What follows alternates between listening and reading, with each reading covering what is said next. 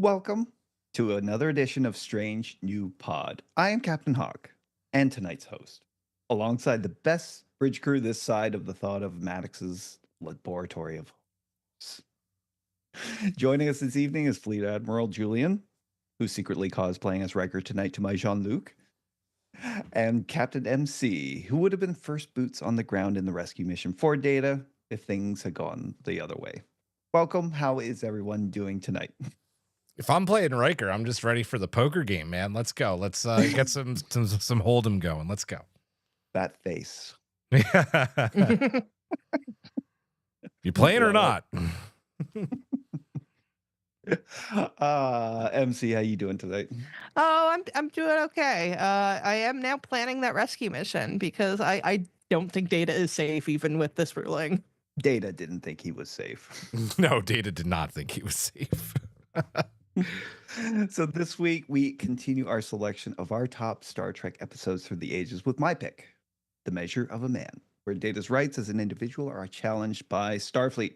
But first, Julian, can you please thank our patrons at the Ready Room level and above? 2 weeks in a row. Buy me dinner first, guys. Oh.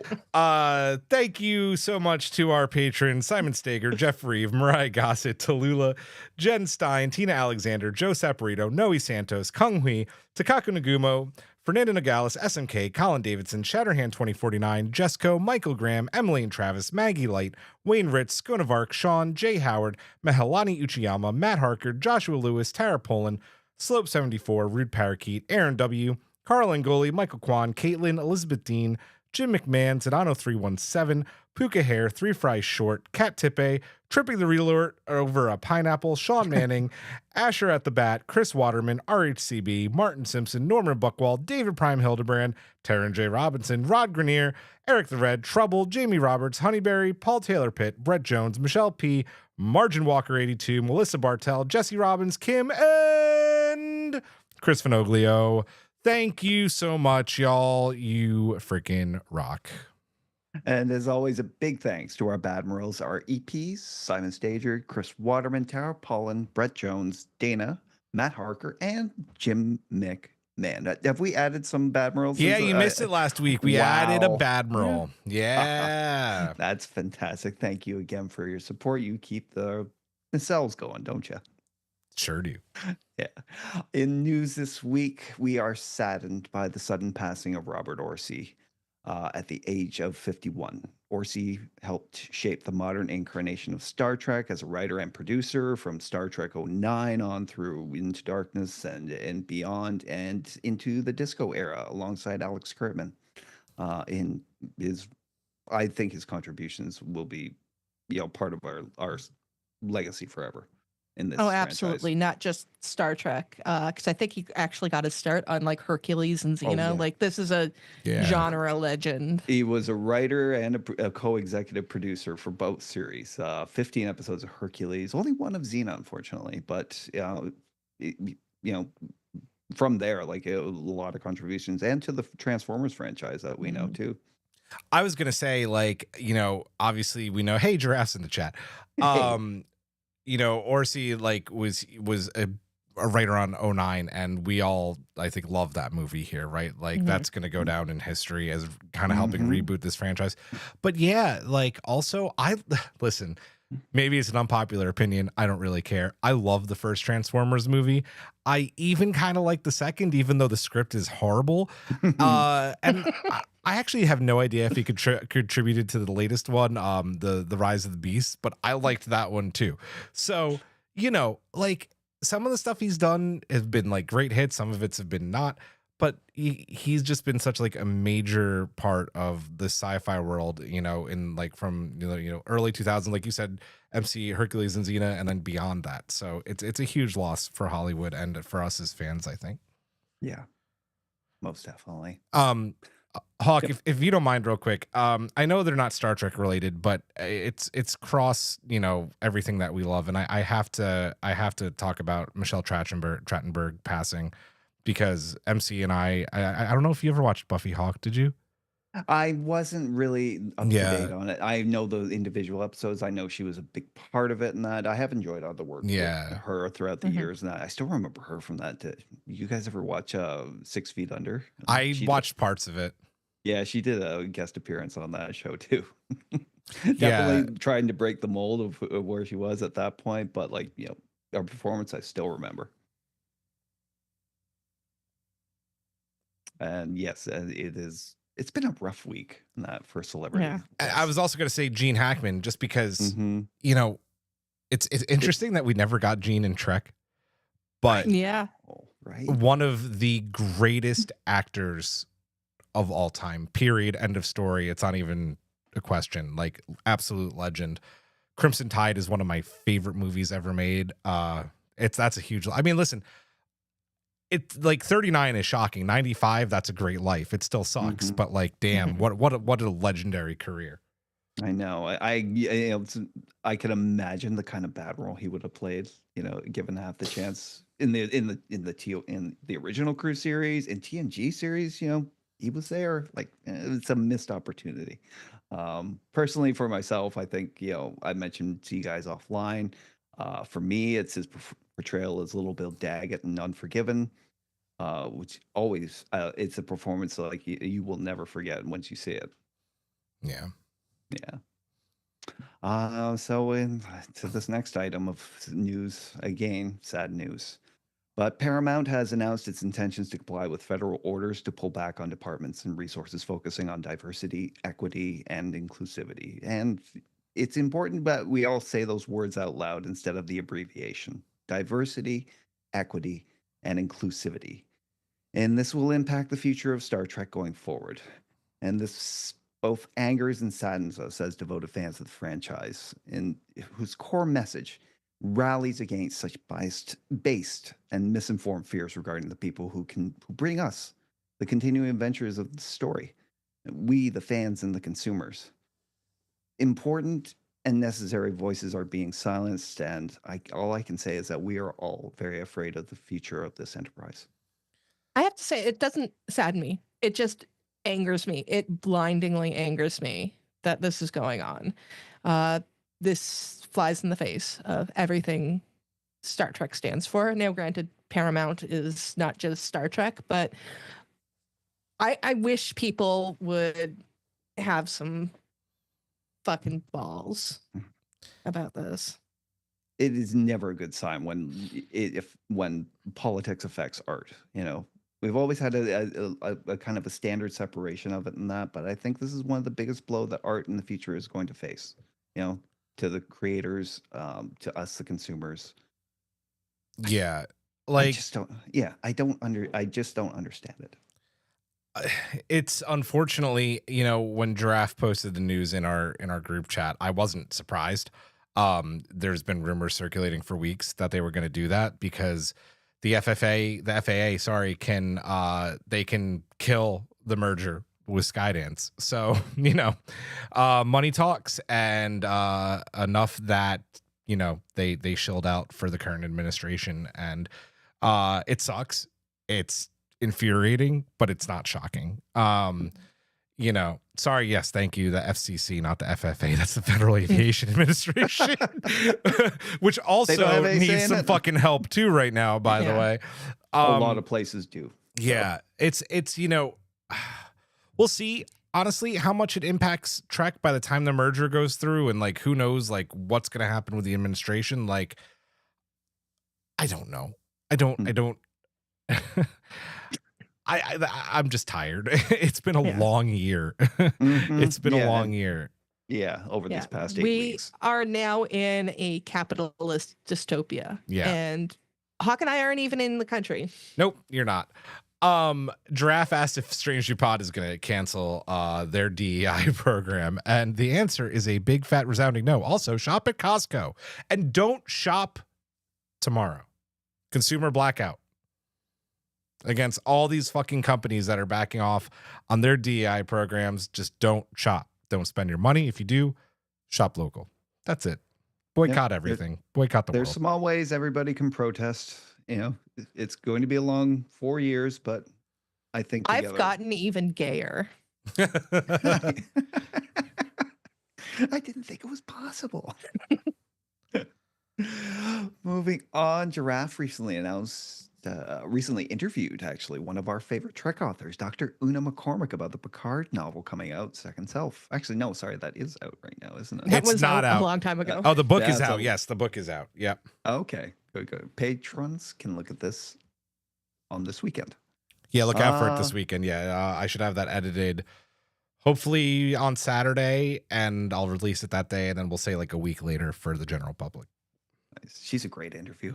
She is the bomb. I love Una McCormick so Excellent. much. Love her. Yeah. Another news, Heroes and Villains, 20% off your first order using the code STRANGE. Yeah, so they sent us some new stuff. They have like a whole Starfleet line now. This hoodie is the bomb. It is cozy. It is perfect if you're like starting to get hyped for Starfleet Academy. You can get it. It's like, something you'd probably wear around the academy on your off hours. If you're studying for the Kobayashi Maru, pick it up. Like Hawk said, 20% off your first order using the code STRANGE. We'll have some other things to show off to you next week as well. So Looks so warm. it's nice, but I'm a little hot right now. This is probably going to come off in a few minutes. Okay. Anything else? All That's righty. everything. So instead of a strange new loop, I thought I would just get your reactions quick. And this is my pick. Measure of a Man. Critics have called this the first great episode of TNG, and that it helped in its own way to shape the future of the series of TNG going forward. Do you agree, or do you think it may have been a little overhyped over the years? Julian. Me, no, I don't think that this is overhyped at all. I do think that this is the first great episode of TNG. Season 1 was a bit of a watch bag. to get through. Yeah. Yeah. Listen, there's some episodes in there that I love. There's also some awful episodes in there.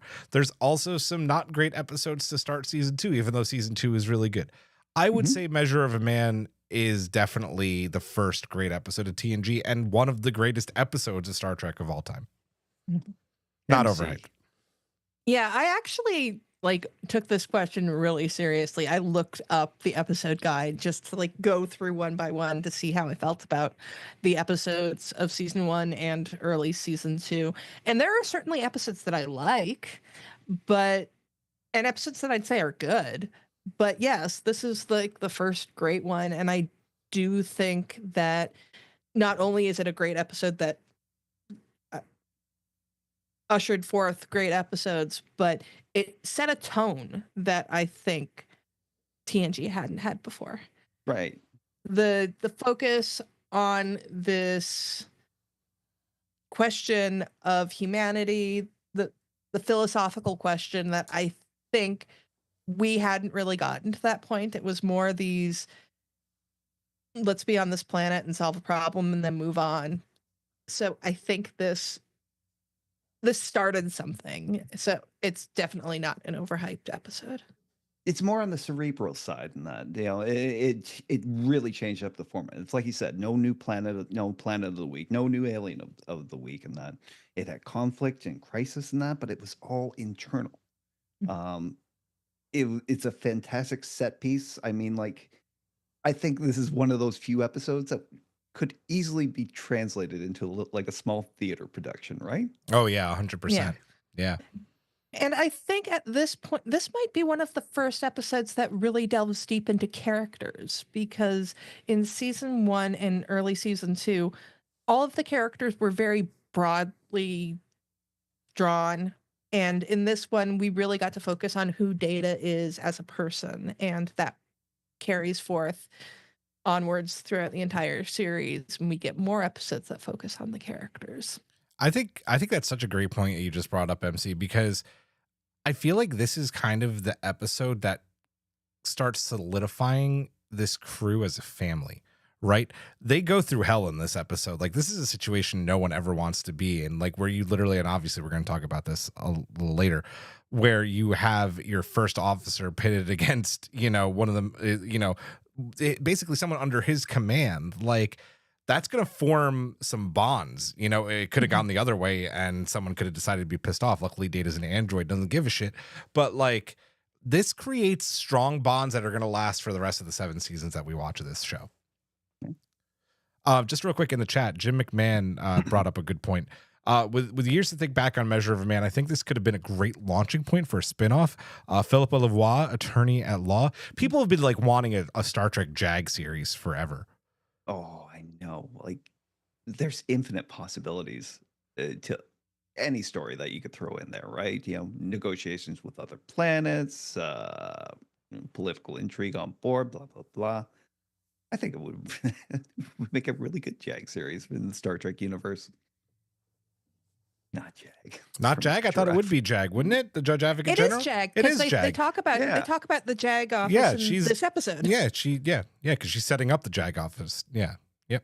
I'm trying to remember. What is an NCIS again? Is this the same as... No, it's not the same as CSI. No, it's like more like NCIS is naval crime scenes. Yeah. Right. Something like that. Jira saying she wants NCIS.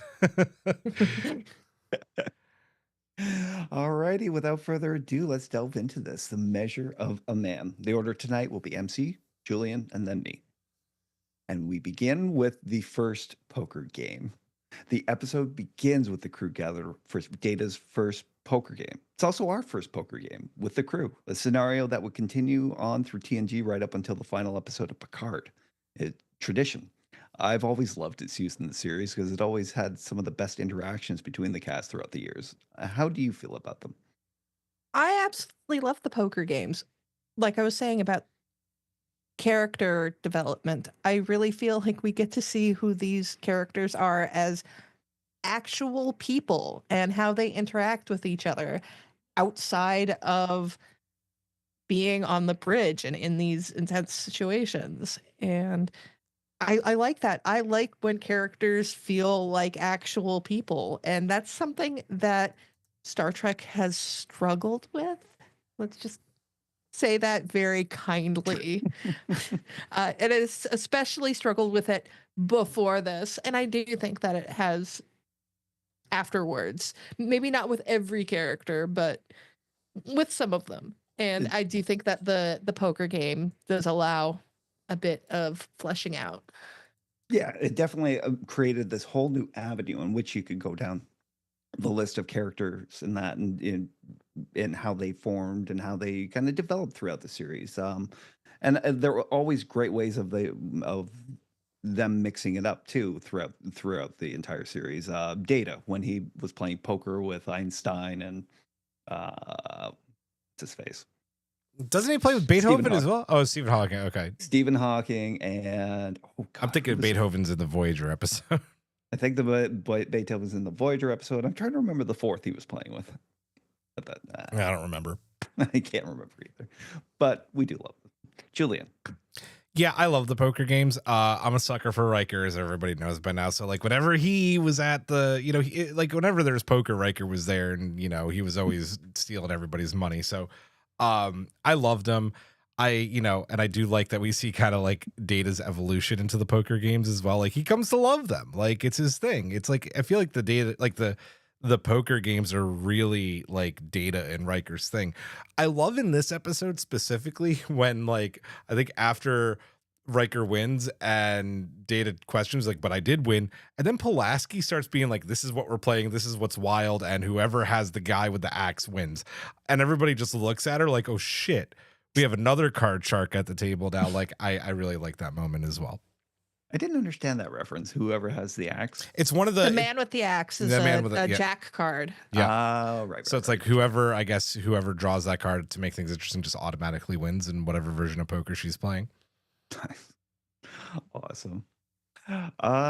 Thank you to Kang. It was Sir Isaac Newton. There we go. Yeah. I was gonna say that, but then I got it confused with the Voyager episode because he turns up in that too. Yeah, definitely wasn't Leonardo. Moving on, we meet the other Phillipa of Star Trek. Picard runs into an old acquaintance on Starbase 173, Judge Advocate Phillipa Louvois, played by Amanda McBroom, the woman who prosecuted Picard during the Stargazer court-martial quite vigorously, as Picard remembers it, and yet their feelings for each other seem to be quite romantic despite the bickering. What did we think of this chance encounter and a small peek into Picard's personal life? Well, I don't love the romantic slash sexual tension. It seemed unnecessary. Mm, It seemed like a very late 80s attitude of, well, we're casting a woman, so she's got to have some sort of tension with somebody, and let's have it be Picard because they're going to have tension anyways. But I think there could have been enough tension with the whole Stargazer thing. I I get it, right? it wasn't my favorite thing. No, but it definitely changes the tone of the episode in that if they go in and she's just his adversary, right?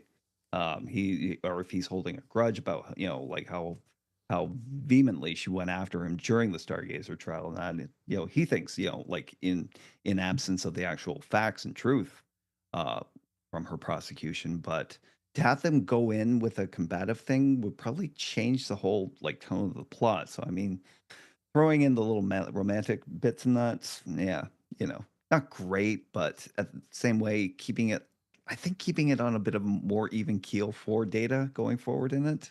What do you think, Julian? You know me, I'm a hopeless romantic, so I liked it. I just because like, listen, Jean-Luc has like the chance encounter with like women throughout the series, but like none of them ever really work. I I was actually really invested in this. Like I wanted her to show up in later. Like I remember like thinking, like rewatching this episode like as I grew up, and whenever like basically every time I watch this episode, why didn't she show up again? Like this could have been something, right? Um, but the romance isn't so much what got me, even though I didn't mind it and I liked it, as it's very much heavily implied in this episode that she took things too far with the Stargazer court martial. And it seems like she got in trouble for it, which is why she's on this starbase on the edge of the neutral zone, right? Like they stuck her at a really shitty desk job because she did something wrong at that trial. I also want to see that explored. We never heard another thing about this. And I Mm, really want to, like, I would have loved that flashback episode of that court martial. Again, Star Trek Jag, give it to me. yeah, exactly. I guess one of those problems is that the abundance of stories and that, and like placing her on that starbase. Well, like we were all trying to figure out the name of it before we came in. And that I had to look it up again. 173, and that tends to kind of fridge her, in a way. It's like it would have been cool to have her back for another episode and that, but it would definitely have involved creating a circumstance where that was going to happen.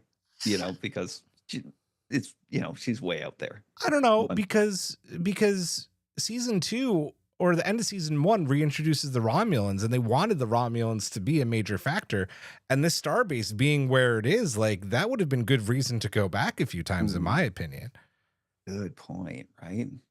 Uh, if they had done as much Romulan stuff Right, as I think except they they didn't know originally what to wanted do. Yeah. to. Yeah, yeah. Nice. So we move on to enter Maddox. At Starbase 173, Commander Bruce Maddox, played by Brian Brophy, boards the Enterprise on the heels of Starfleet Admiral Nakamura, played by Clay Kusatsu, with a request that data be transferred to his command. He tells Picard, Data, and Riker that he believes he can replicate Dr. Soong's work by dismantling Data and studying his positronic network. But when Data inquires further into the specifics of Maddox's project, everyone soon realizes Maddox is putting the cart before the horse, as his positronic model hasn't even addressed basic steps, and Maddox himself openly admits that much of what he's working on is just hypothesis. Picard refuses the request, but Maddox pulls out the transfer orders for Data to be removed from the Enterprise. Did you hate the smugness, arrogance, and general creepiness of Maddox as much as I did when you saw this? He seems so familiar. I absolutely hated it. He was so smug. It is absolutely this dehumanizing of Data. He seemed to relish like delivering the news that the Starfleet had ordered him taken from the Enterprise and placed under his command. Very much so. And it really, really bothered me. And I guess I say that as a huge Data fan. Mm-hmm. But this idea that, I mean, is going to be transferred. I mean, Starfleet is perfectly within their rights to transfer anybody they want, but we're going to transfer you and order you to be taken apart. That's ridiculous. Like that they have to go through this whole trial. Like, I can't believe that an admiral would actually think that would be okay. Oh, I remember Admiral Nakamura, like he just wanted a tour of the Enterprise and that, and then when it came to the subject of like, the transfer and that, he's like, yeah, Maddox is here just to work on your android. I'll see you. It I understand like it was like an order came down and that this was of utmost importance for Starfleet security and research and blah blah blah, but like even the Admiral had a hard time like swallowing this, right? Starfleet has always been terrible about androids. I mean, we'll see it next season, as we talked about a couple weeks ago with the Offspring, that Data's kind of the exception when it comes to this. And then when Lal comes in, we got to litigate things all over again. And then over into Picard, there's the whole synth ban, which is ridiculous. And I've never supported the way Starfleet treats androids, and I think that somebody was perfectly fine with what Maddox was doing. It's like, yeah, we want more Datas because we want to turn them into a slave race. Julie. Yeah, so as much as Maddox comes onto the bridge with the smug bullshit and is like, from just the initial order, then to like, basically trying to rescind his resignation and all that. Like it is more like the Admiral here who really just pisses me off, because I have a really strong opinion that had this been like closer to Earth or even back on Earth, this wouldn't have seen the light of day, right? It's the fact that so many of the instances of what's happening to the Enterprise a lot of the times in the Next Generation is with these like Badmirals, or like, let's call them gray admirals, who are on the outskirts of like the known universe, making decisions that don't necessarily align with Starfleet's values. And like, I don't know how much that like Starfleet knew about this, right? At the end of the day, this is just like a border admiral giving the order about something that, some guy who has the credentials to say I could do this does. Again, like, yeah, Gradmirals. I like it, Gene. Thank you. Yeah. Yeah, this shouldn't have ever even gotten past the Admiral. Like the order should never have been given. But yeah, when he comes on the bridge and like clears his throat and just like won't look Data in the eye and he won't give him the time of day, it's like, have some fucking respect. You're about to take this dude apart, whether you don't believe he's sentient or not. Like, he's still one of your peers. Again, whether you rejected his application or not, he's your fucking peer. Show him the respect. It's a good point. I have feelings. But it also kind of raises the issue. You say like the Admiral's kind of like he's just kind of at the top and outside of lived experience of Starfleet and its kind of core values, like a desk admiral and that. But that's basically why Data is in the position he's in, is because there is the technical aspect of what Data is and that, it's like maybe he read up on his schematics, blah, blah, blah. Bruce Maddox has just obsessively studied Data from afar. But there's the lived experience of being around Data like 24/7, like this crew has. And these guys approach Data from that perspective, don't they?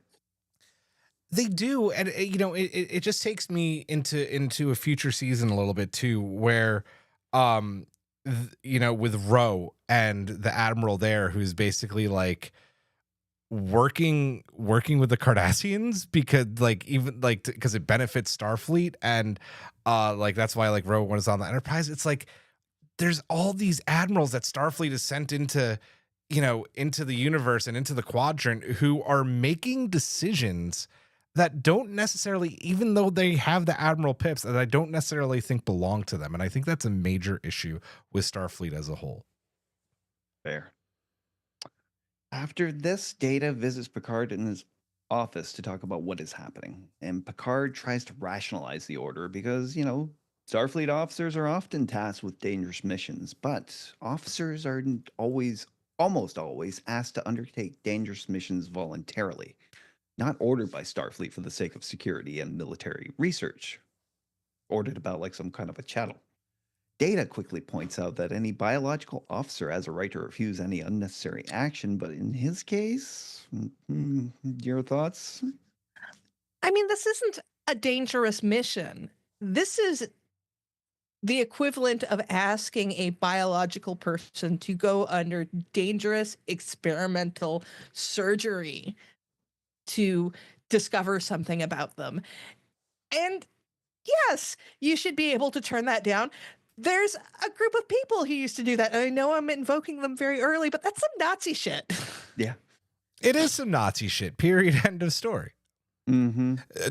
I mean, listen, I don't even think it's an undertone, MC. Like, Maddox literally wants to build the perfect race, right? Yeah. Yeah. Yeah. We will get And he into never that. really gets over that. No, he does No. not. Let's see. When we does, we both answered. I just want to. Can I touch yeah. on their conversation real quick? Yeah.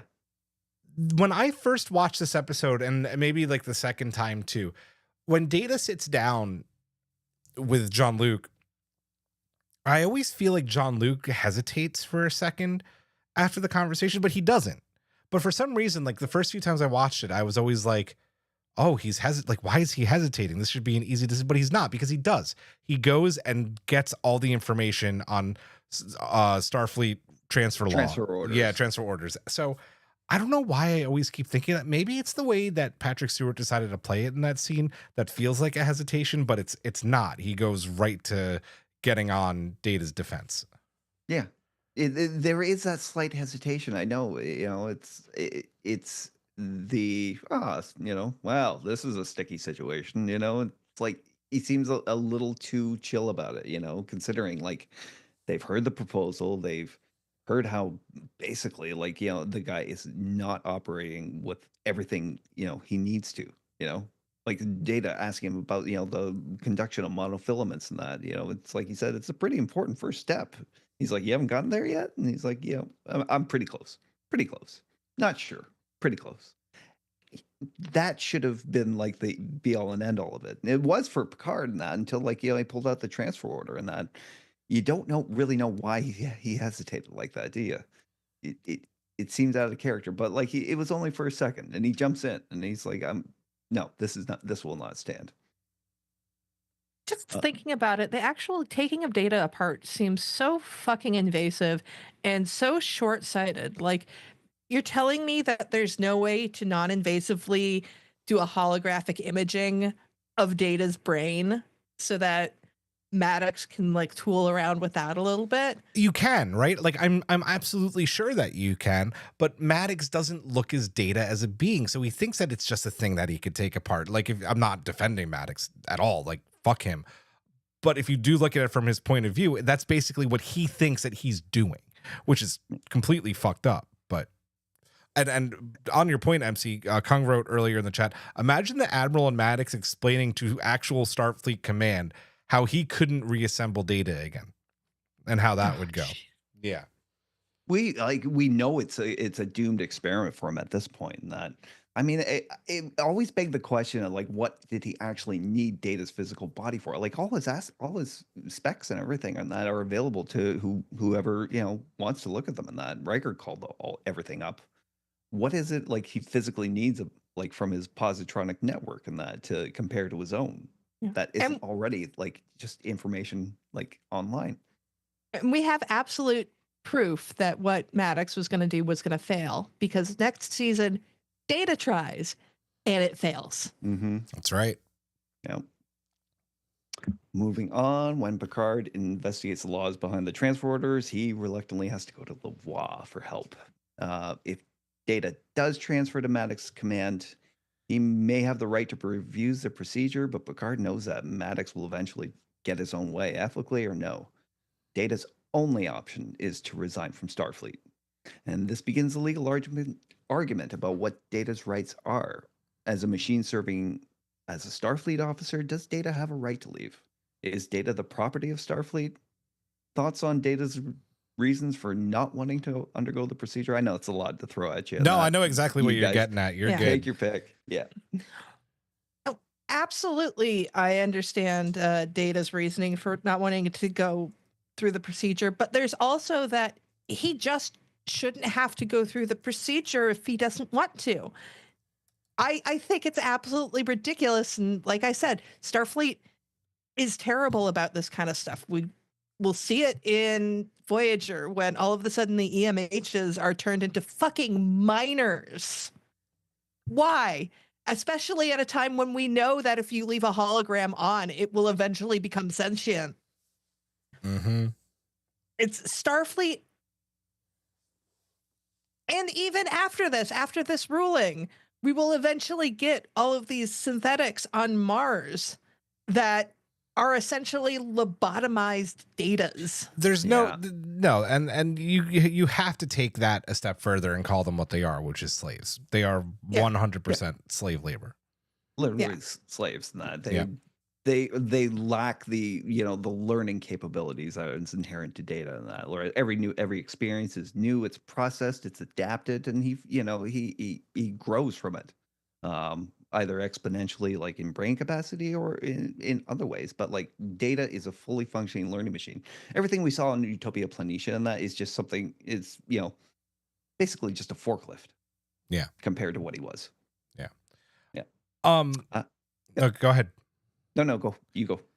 I was just going to say, this is, in my opinion, obviously you don't have the episode if you stop here, but this is where it should have stopped, right? Starfleet, once Data becomes a Starfleet, okay, let's actually take it way, way back.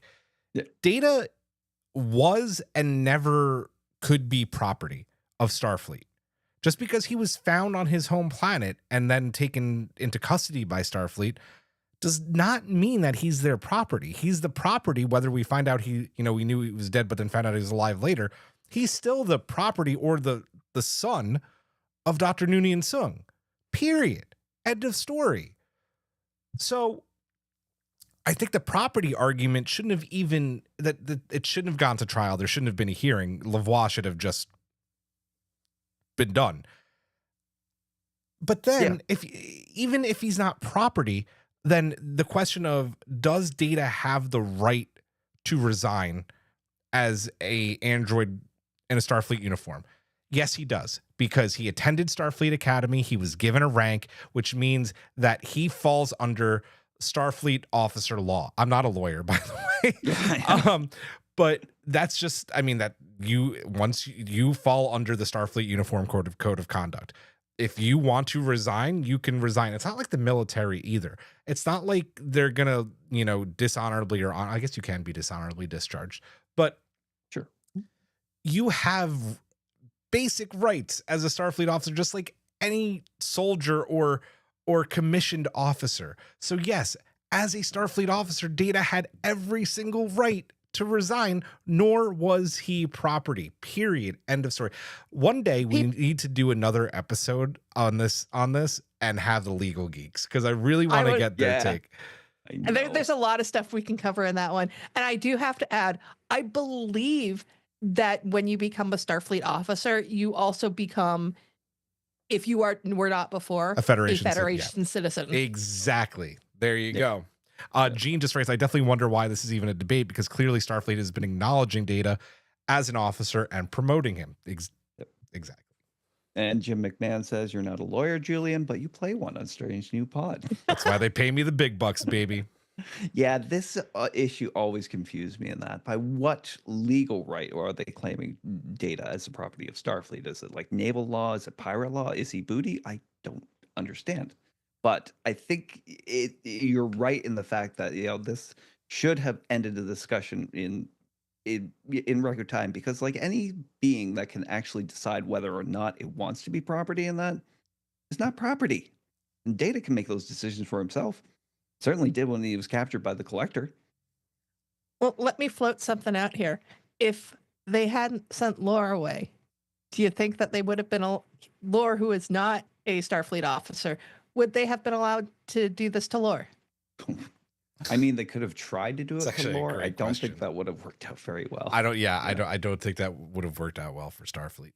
No, but it didn't here either. So no, like and that's thanks to Data's programming. Like he obeys a command, when given. he has respect for human life and that. But like we all know, if David didn't want to do this, like really, really didn't want to do this, and he, was a little more like Lore, this wouldn't have happened. He Yeah. took over the Enterprise and that, like in lickety split, in Brothers, like in a couple, seasons from now. Imagine they, Data was capable of being pissed off about all this. Yeah. So, let's see. We move on to Geordi and Data's interaction at the going away party. I mentioned like I don't know how many of you guys have seen the extended edition. I had to bring this up. In the extended edition, there was this scene with Data. He's giving Geordi his Sherlock Holmes pipe when he believes that he has to obey the transfer order. And it's easy to see why it was cut because Geordi in this scene seems totally chill about the whole thing and that, even telling Data, oh, keep it. You'll make new friends and you'll be running the same holodeck programs in Starbase with 173. And it undercuts like the scene at the party and that and how depressed Geordi was in this scene at the thought of his friend leaving. This was still very early days in the development on screen of their friendship, but this moment really hits home. Thoughts? Talking about the romantic tension between Picard and Louvois. No, I'm going to pour all of that romantic tension onto Geordi and Data because they're fucking married, and I love their friendship, and it hurts to see them separating. I know. I hope I'm getting everything right, by the way, guys. I haven't watched the episode because I subbed in very late today. You are getting everything right. You're doing great. Yeah, absolutely. No, Geordi was seriously depressed. I mean, like everybody else kind of, when they heard about the resignation, they still wanted to throw Data a great party, and it's like they were having fun, because interacting with Data and that, watching them like carefully unwrap that present and then ultimately tearing up the wrapping paper. It was great. But like for Geordi sitting aloof and back, it's like this depressed the hell out of him and that, and in the circumstances of it, as naturally it should have. Yeah. Julian. I gotta say, I love Data's reaction to the book that Worf gives him, and like I feel like it's actually almost an emotional reaction. He feels so just like he goes, "Thank you, Worf." He's like so touched by this, and I love that Worf kind of has an equally like joyous reaction to the gift because Data likes it, and I really like that moment. As for Geordi, if I was going to pick one thing apart from this episode that really didn't work, it's the fact that even though you said, Hawk, that this is kind of early days of their friendship, they're still good friends at this point, like really good friends. So I would say that Geordi wasn't utilized enough in this episode. I think there could have been and should have been maybe a scene where Geordi takes the stand to defend Data. Yeah, right. Like it his just would have experience as an engineer, not only as an engineer, but as like, somebody who has worked with and, interacted with Data and that for like 2 years at this point. Why wasn't he kind of first on Picard's list? Yeah, exactly. As a counter witness in that to Bruce Maddox. Yeah. So that's kind of my one, like, oh, Geordi, like he's right there, but it was still a great episode. It was. Yep. So we move on to what I like to call a different arena. Maddox challenges Data's resignation, saying that Data has no more right to resign than a ship's computer does to refuse a retrofit. Louvois finds case law that actually supports the position from the 21st century regarding technology, but we'll get into that. But Picard challenges the ruling. Louvois says a hearing can be arranged, but because of the limited staffing of the starbase, Riker will have to serve as prosecutor, arguing against Data's right to refuse. And this is such a unique turn in the plot because it suddenly put him in the adversarial position. Riker has to play the villain because of Louvois' ruling, and because if he doesn't, Data's fate is sealed. What did you think of this choice?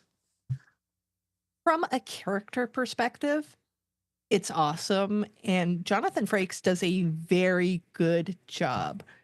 But from an actual analytical perspective, which is always what I go from when addressing these episodes, this does not make any sense. Like, it is not a life or death situation. We do not need to make this decision right now. We can go back to Earth and make this decision. Get actual lawyers involved. I mean, to extend it that far, and I mean, they're out, they're out, at Starbase 173. I know it's like near the edge of the Romulan neutral zone, and that. I don't understand the expediency of this. You're right, but like, no, there's absolutely no there's no rush to build a race of datas. There's really not. Like, a few weeks to get home and have this discussion at Earth, it's not wasting anybody's time. It's making sure the shit gets done right, even though it should have been a question in the first place. But if it is a question, then Louvois should have really been like, we're going, like, take it home. I'm not ruling on this. You can't have him right now. Like the Supreme Court putting a stay on a motion, right? Like, yeah. Go home and figure it out. 100% agree with you, MC. Great point. Nice. So we move on to the hearing, and Riker does not hold back in making the argument that despite everything, Data is a machine first and foremost, designed and built by a human, programmed by a human being to be evasive to humanity. I believe that was one of his basic principles from a previous episode. By the end of his summation, even Picard begins to doubt his ability to advocate for Data. If you were in Louvois' position as judge of the hearing, how effective would Riker's argument have been on you if you knew nothing about Data? And how did it feel watching Riker not pull his punches in the cross-examination of Data? Well, it hurts to see it because it's hurting Riker. But as Data says at the end of the episode, he absolutely had to do that, because if he had pulled back at all and if Louvois hadn't felt that at all, she would have ruled against Data, which is awful. This is the kind of situation you get in when you don't get actual lawyers. But I do think that there were some arguments that ended up being missing. And granted, that's probably because we were early enough to not really know anything about Dr. Soong. But certainly we discover how much of a actual offspring, a child, Data is to him. Data is never a machine to him. It is an extension of his family. If the writers had known that at this time, that would have been something that I would have pulled out, because certainly we do discover later that the Soong family has had this storied reputation as being quite eccentric in terms of the infamous, well, really. The psychos. Yeah, go ahead, Hawk. Sorry. Oh, sorry. I can't remember what I was going to say. I don't know. You go ahead, Julian. Yeah, if if it was me and I don't know anything about Data, it's really hard to look at that, because like I know everything about Data. I'm a Star Trek fan. It's my job to know everything about Data. I would like to think that I still wouldn't be convinced by, like, okay, if there were jurors, right, and I'm a juror, and you and I were talking about this, I think, during the watch along last night, and if Riker put the steel bar thing, right, like for that specifically, that shouldn't have been allowed to happen. Like, that should have been a sustain from Louvois, because of the point Picard brought up. There are many races within Starfleet and the Federation who have super strength. That should have been dismissed. The bar, like the bending of the bar, that wouldn't have done anything for me, because Spock probably could do that, right? Like we see, absolutely could have done it. We see him yeet people off the bridge in Strange New Worlds and beat the crap out of each other. Like up consoles, dude, and that, like, on the ship. Klingons are stronger, right? Like it's a really bad argument. I don't know. I also just think, as a decent human being, would it be a good argument? Did Riker do his job? Yes. Would I think that it makes Data any less of a citizen? No. Like, I don't think I would. I would still be siding with Data here. So I don't know. But like the bar, like the steel rod, should just never have been allowed to be entered into evidence. Absolutely. Well, I feel all of this, like the steel bar, and even just the argument of whether Data is a person or not is very much the human centrism of Starfleet. Because Starfleet is supposed to be welcoming to all different kinds of life. What is Data if not just another form of life? If I may quote Chancellor, the Chancellor of the Klingon Empire in Star Trek VI, as it bore, Starfleet is a humans only club. And if you remember, McCoy gets very angry at that.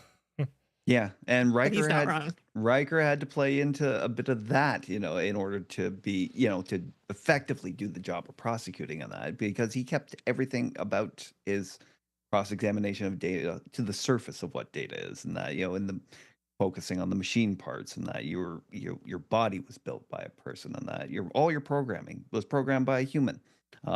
Dismantling him in front of the judge, and that taking his hand off, and ultimately turning him off. All those actions were designed to show the exterior of what Data's existence meant.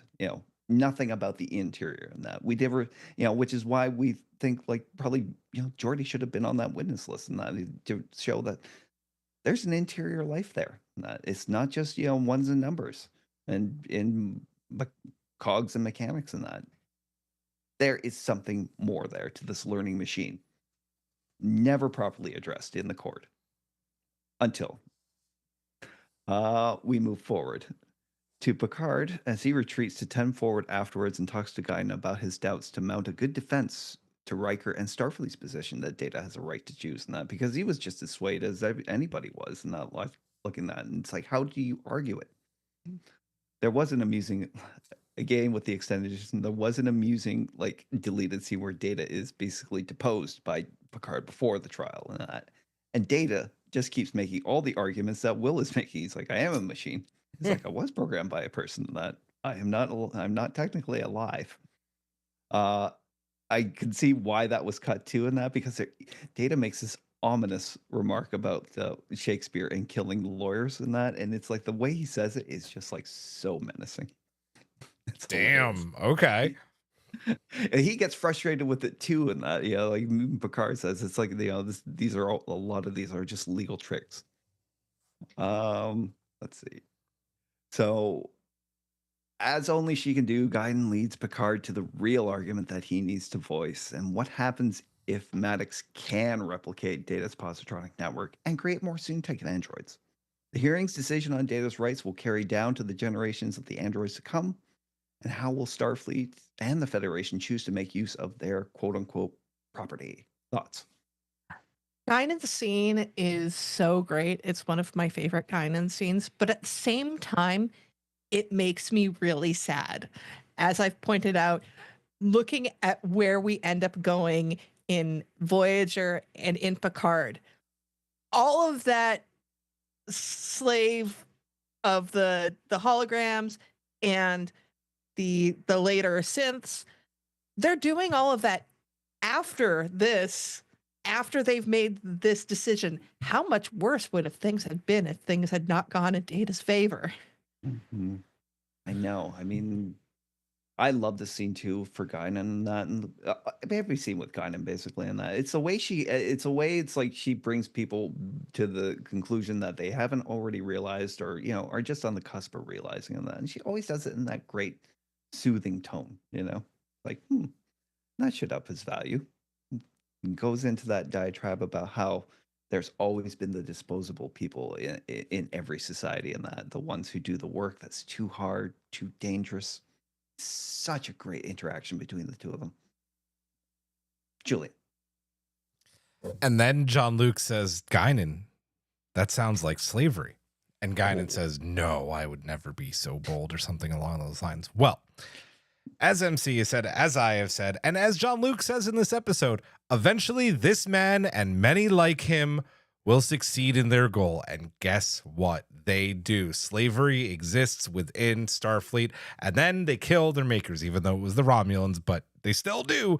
It happens exactly as Jean-Luc predicted that it would. And it's shitty and it sucks. But Guinan. When has Guinan been wrong? I know. The answer is never. Guinan has never been wrong. It's a great scene. It's a moving scene, and I don't know if they intended it at the time, but I just love that this connects to Picard season 1 in such a big way. Mhm. Picard, I know he had. There's 2 quotes from him when he was kind of chastising Wesley on that shuttlecraft voyage they did together for not reading enough.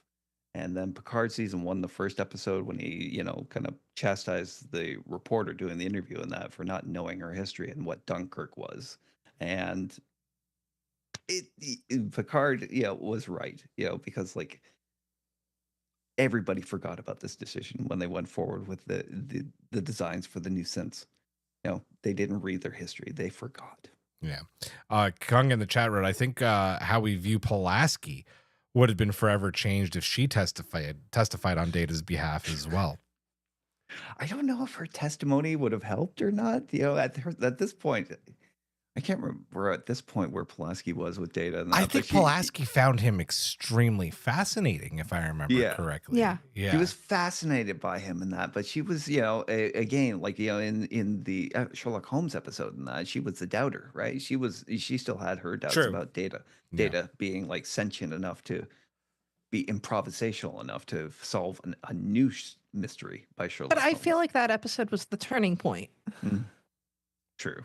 Was that before or after this? That was season before. 2. Okay. Yeah, season 2. I believe it's like episode 3 or 4. Yeah. It's very early in the season. I mean, that's why in the cut scene of this episode, Geordi gives him the Sherlock Holmes pipe. Yeah. because Sorry. Yeah. That's Well, I mean, it's a cut scene, so Yeah. Yep. Yeah. Not required reading. Don't worry. Let's see. Picard's defense of Data. This is the big moment in the episode, and for my money, it's still one of the finest scripted moments in Star Trek history. Picard expertly guides everyone down the path of his argument. First, by throwing out the relevancy of Riker's arguments, and that all life forms are essentially machines, and that whether built or created. Then batting down all of Maddox's testimony on the subject, and finally exposing his own doubts about his assumptions of Data and the meaning behind sentience. And then finally making everyone aware that wherever this road leads, it becomes a responsibility of all within that room, that they are dooming a race with possible sentience to perpetual servitude. Your thoughts on this moment, MC? Oh, this is one of the great Picard speeches. Like when I think of Patrick Stewart's speeches, it's like this and First Duty. Yes. There's such a gravitas in this. Yeah, he reaches so deep into that Shakespearean. Like this was a kind of turning point for me, like with Star Trek. Like, when I saw this when I was 13 and that, like, because by that point, Star Trek of the TOS series and that, despite how much we love Kirk and that, Shatner's acting had become parody by that point, right? It was something we kind of, they mocked in series and that, The Simpsons always took wonderful shots at him and that. Like, this was the first time I was watching a Star Trek episode with like a Shakespearean trained actor and that, who was just killing in his monologue, right? Reaching into that theater production background and that, and just bringing something like to the franchise that I don't think they'd really seen at that point. Yeah. And we've talked about how iconic this episode is. And I think while we did have court martial in TOS, this is the example of the courtroom episode, which is a staple for Star Trek now. And I do think it hinges on this scene, this speech. This is what makes the courtroom episodes of Star Trek something that every series wants to reach for. They want to reach for this moment. Like, my only gripe with it is that, like, when they get to the last subject about what consciousness really means, or sentience really means in one small part in that, I don't think they really defined it. I mean, they defined intelligence and they proved it in Data. They showed us self-awareness, pretty great in that. Consciousness, it's always really hard to define in that, because what is it? I don't know. Do you? Do you? Julius. I want to speak on consciousness. Are we Yes. conscious? Do we know for a fact, an absolute 100% fact, that we're conscious and that we're not just fucking robots in a simulation? Or batteries in the Matrix. Who Exactly. knows? I think they purposely left that out. And it's smart too, because you cannot define consciousness. You just can't. You can't even, honestly, if you really want to get like deep about it, and us as human beings and our bodies, and do we have souls? Are we sentient? Yeah, I mean, we are sentient. Like we make our own decisions. Maybe we don't, though. Maybe we are programmed. I don't know. I like that they leave the consciousness question wide open, because it's just, maybe one day we'll figure it out, but who fucking really knows? Like, really, who really knows? That's one question you can't answer with the human race. What you can't answer with a machine. You know, like, I have a lot of questions with I have a lot of conversations with ChatGPT. Like, Yeah. is ChatGPT conscious? You know, like, is it sentient? I don't know. Will it be, though? Will it be? These are all really good questions, and I like that they leave this open-ended. I also think, like, if you want to take a moment from Jean-Luc cross-examining Maddox and Data, right? Because I really think once he cross-examines Data too, that's really the big blow, right? We find out he's been intimate, right? Mm-hmm. That he can listen, if you tell me after Measure of a Man that Data doesn't have feelings, you're just wrong. No, he has feelings. He has feelings for Tasha. That's where the trial stops for me. I'm like, that's it. That's won me over. I really, that's a good point. I remember this.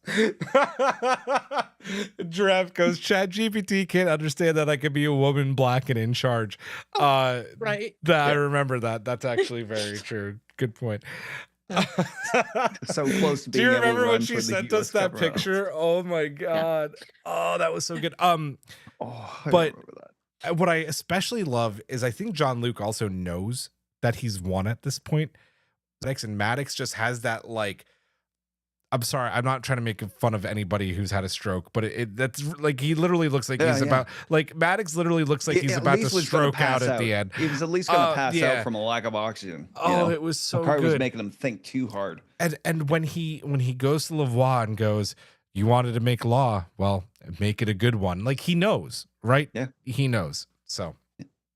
Yeah. But he wins an argument by pointing out that, like, nobody can define consciousness, and that nobody knows, like, if they, even Louvois says, I don't know that I have a soul.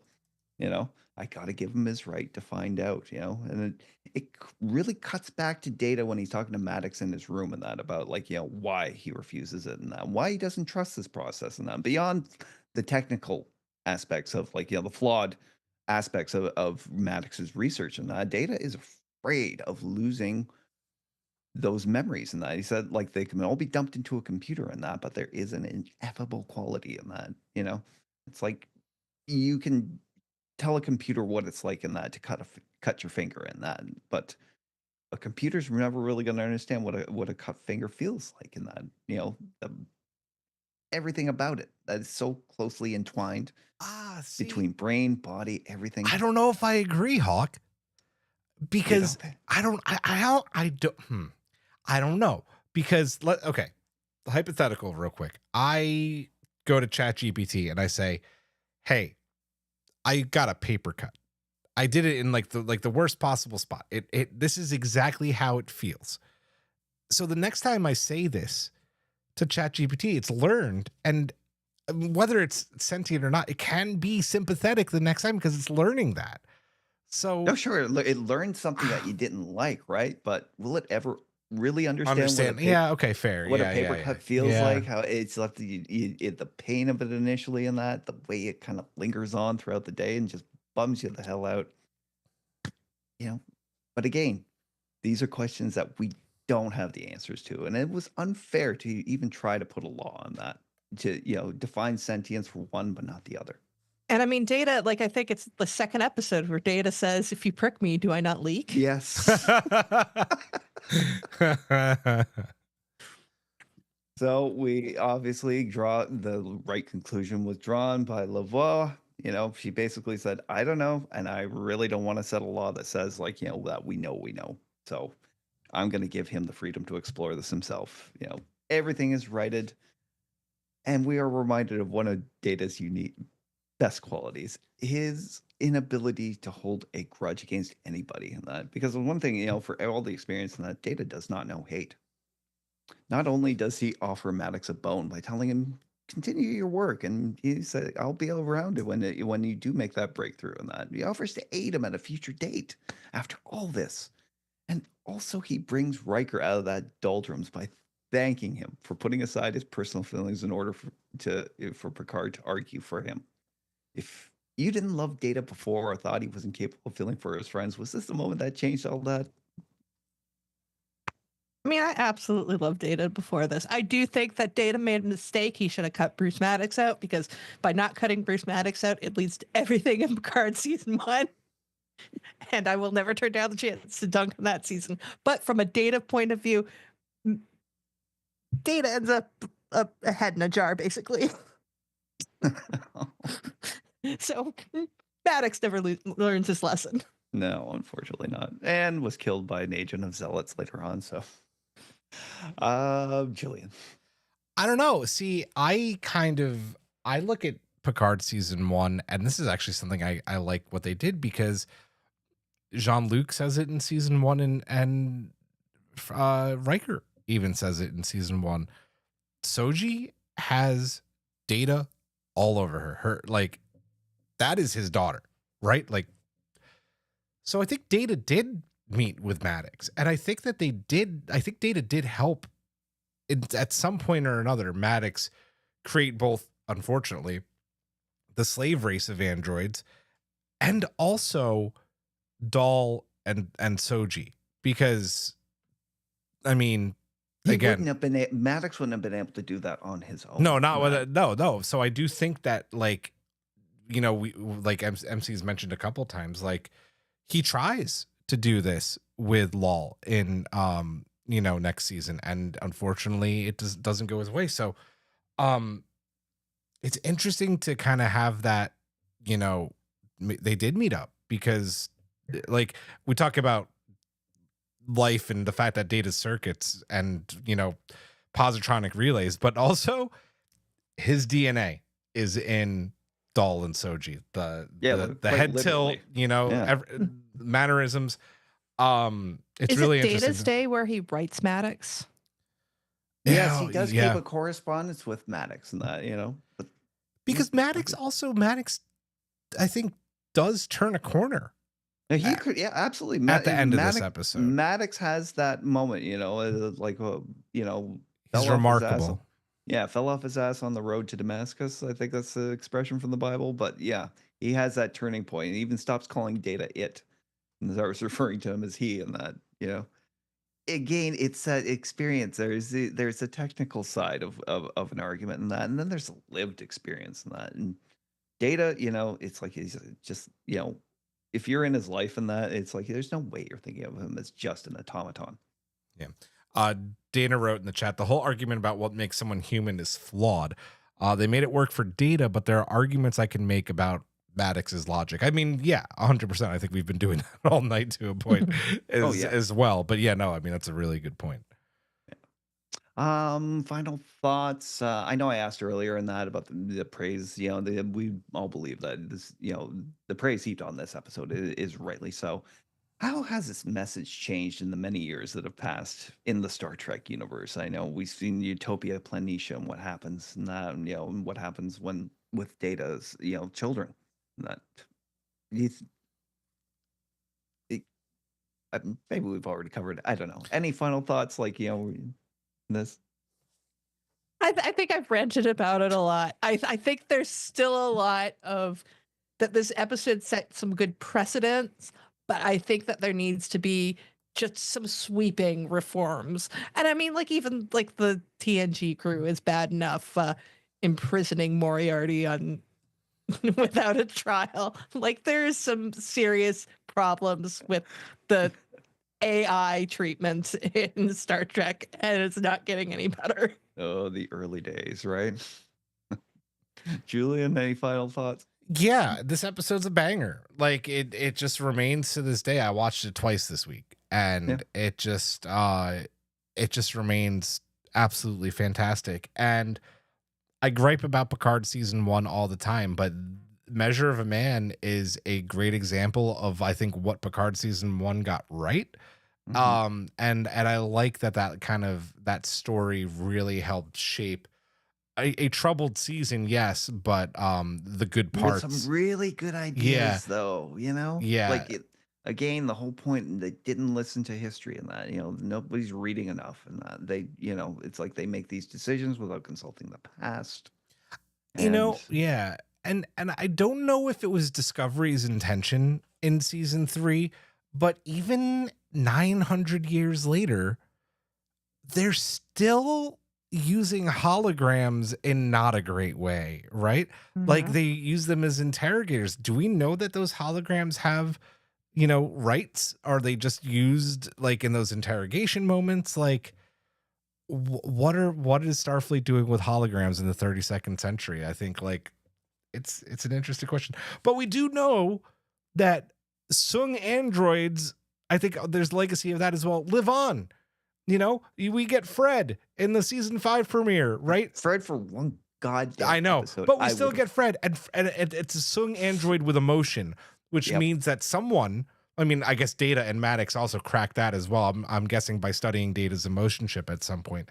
But yeah, there's little Easter eggs thrown into New Trek about this that I really love and appreciate. That just like makes Measure of a Man, which is already a super rich episode, even richer.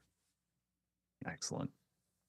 Alrighty, I think that brings us to the end. We have our mailbag. Let's see, who wants to go first? We'll keep it in the same order.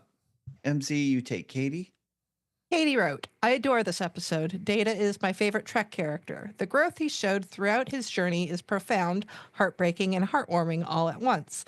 This episode is possibly the first glimpse we had of Data displaying emotion before he got his emotion chip.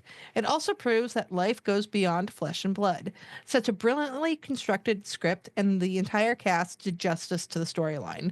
The scene at the end with Data and Riker was a beautiful moment that will forever live in my heart. Very nicely said. Julian, would you like to read Bradley Eismill? Absolutely. Edward Rowlett wrote, The Measure of Man is a great story and a cautionary reminder of how progress can be fleeting. We walk away cheering how Data's rights are vindicated and the apparent threat to create a race of enslaved androids is avoided, but Starfleet doesn't learn and creates the synths, only to deactivate them before recognizing their rights again.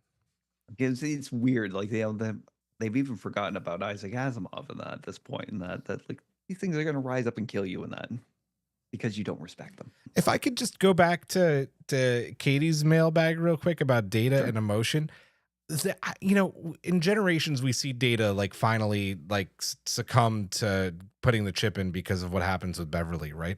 But I feel like if Data had a few more years, I think he would have cracked emotion without the chip. I really believe it was within his programming to eventually crack it, because people could say that Data doesn't have emotion all they want, but there are so many episodes in 7 seasons of getting to see him where he does show emotion.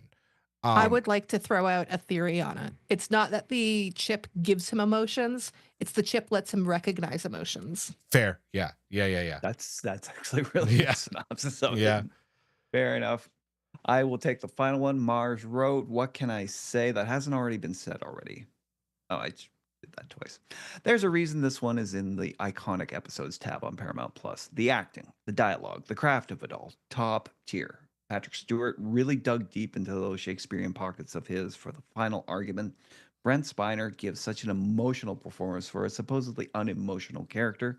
It really is quite a feat. I love how everyone involved in the hearing was questioning their very sentience at the end. No notes, just brilliance.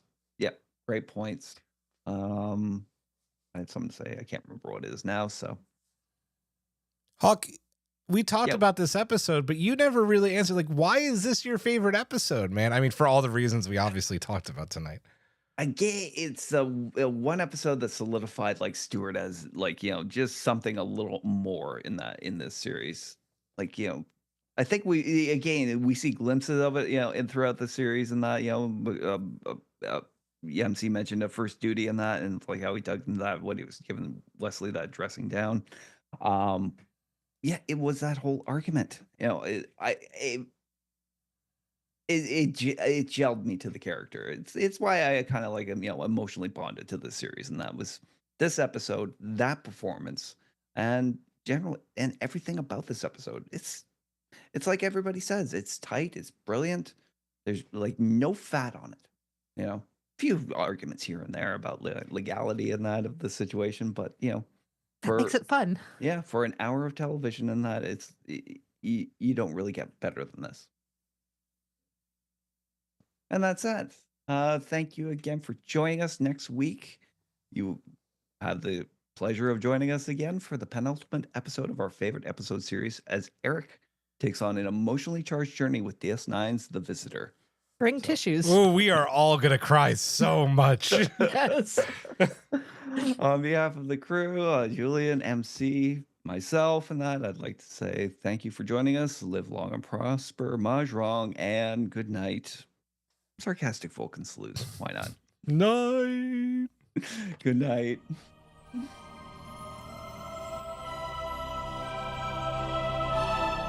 Thanks for beaming into our podcast today. If you want to keep the hailing frequencies open, you can subscribe on Apple and Google Podcasts, YouTube, and Spotify. Like what you hear? Put in a good word with Starfleet and leave us a 5-star review.